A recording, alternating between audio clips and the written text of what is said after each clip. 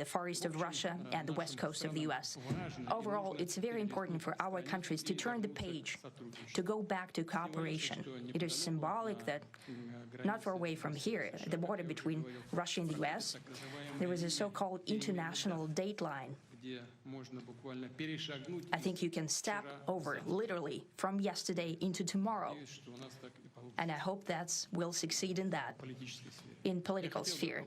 I would like to thank President Trump for our joint work, for the well-wishing and trustworthy tone of our conversation. It's important that both sides are result-oriented, and we see that the President of the U.S. has a very clear idea of what he would like to achieve. He sincerely cares about prosperity of his nation. Still, he understands that Russia has its own national interests. I expect that today's agreements will be the starting point, not only for the solution of the Ukrainian issue, but also will help us bring back business-like and pragmatic relations between Russia and the U.S. And in the end, I would like to add one more thing. I'd like to remind you that in 2022, during the last contact with the previous administration, I tried to convince my previous American colleague that the situation should not be brought to the point of no return when it would come to hostilities. And I said it quite directly back then that it's a big mistake.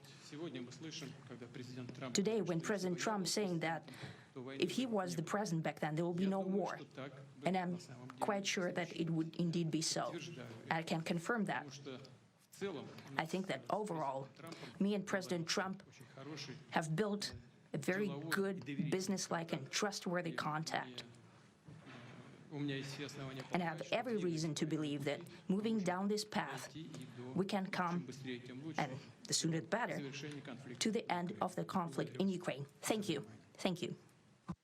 Well, thank you very much, Mr. President. That was very profound, and I will say that I believe we had a very productive meeting. There were many, many points that we agreed on, most of them, I would say, a couple of big ones that we haven't quite gotten there, but we've made some headway.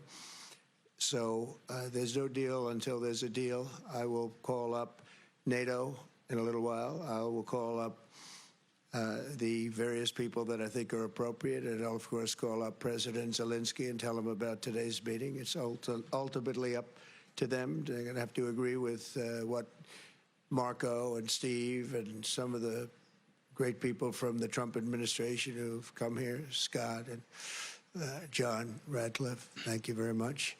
But we have some of our really great leaders. They've been doing a phenomenal job.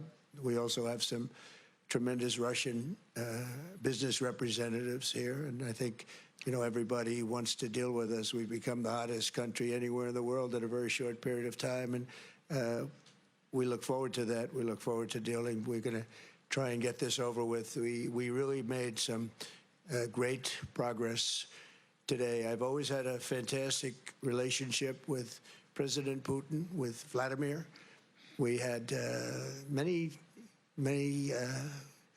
tough meetings, good meetings. We were interfered with by the Russia hoax. That made it a little bit tougher to deal with, but he understood it. I think he's probably seen things like that during the course of his career. He's seen it all, but we had to put up with the Russia hoax. He knew it was a hoax, and I knew it was a hoax, but what was done was very criminal. But it made it harder for us to deal as a country in terms of the business and all of the things that we'd like to have dealt with. But we'll have a good chance when this is over. So just to put it very quickly, I'm going to start making a few phone calls and tell them what happened. But we had an extremely productive meeting, and many points were agreed to. There are just a very few that are left. Some are not that significant. One is probably the most significant, but we have a very good chance of getting there. We didn't get there, but we have a very good chance of getting there. I would like to thank President Putin and his entire team, whose faces, who I know in many cases, otherwise, other than that, whose faces I get to see all the time in the newspapers. You're almost as famous as the boss, but especially this one right over here. But we had some good meetings over the years, right? Good, productive meetings over the years. And we hope to have that in the future. But let's do the most productive one right now. We're going to stop really 5, 6, 7,000, thousands of people a week from being killed. And President Putin wants to see that as much as I do. So, again, Mr. President, I'd like to thank you very much. And we'll speak to you very soon and probably see you again very soon. Thank you very much, Vladimir. Next time in Moscow. Oh, that's an interesting one. I don't know. I'll get a little heat on that one, but I could see it possibly happening. Thank you very much, Vladimir. And thank you all. Thank you. Thank you. Thank you so much.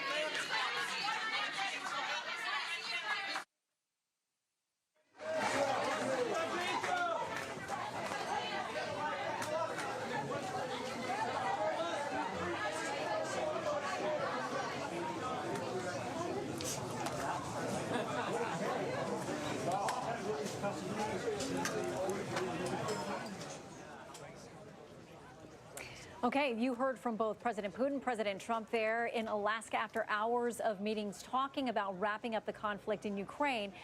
You heard President Putin there giving a lot of lengthy history lessons and talking about that there are links between the U.S. and Russia, saying that in recent years, the relations between the two countries have been the lowest since the Cold War. He looks to restarting those conversations, to rebuilding relationships, talking about business. But of course, Ukraine is the first thing on the table.